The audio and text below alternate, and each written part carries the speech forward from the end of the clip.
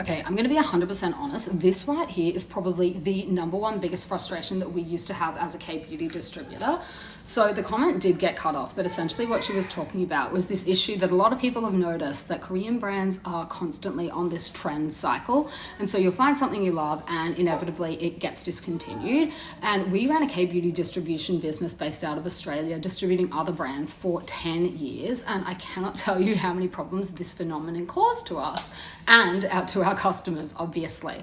So inevitably what would happen is a product would launch, we would put advertising spend behind it, we would do things like testers clubs and whatnot to get feedback on the products, the customers would fall in love with it and it would get repackaged, reformulated, discontinued, any of the above.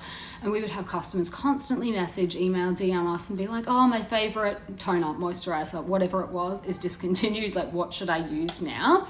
And as a small business, it was just not only very, very frustrating, but it was just impossible to keep going like that.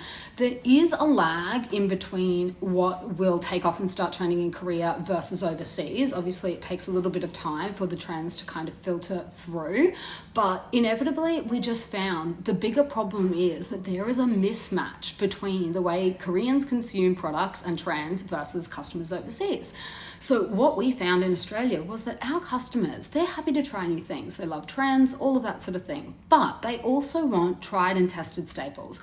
Products that they know work for their skin, that they can fall back on. You know, when everything goes to shit, you can just, use that moisturizer that you absolutely love. And this was honestly one of the biggest reasons that we decided to pivot away from distribution, number one, and do our own brand, number two.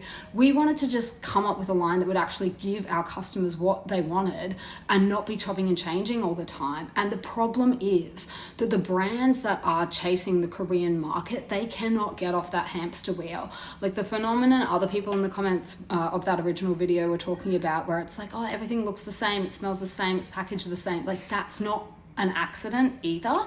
And it just makes it really, really hard as a distributor. We had up to 400 different SKUs, 400 different products that we were selling at some time, at some points in time. And it created a whole lot of headaches, constant ingredient changes, you need to be updating everything constantly. So we just found after 10 years that just wasn't really working for us as a business either. And that was one of the main reasons that we decided to start our brand. So it's not just you imagining this is an actual thing.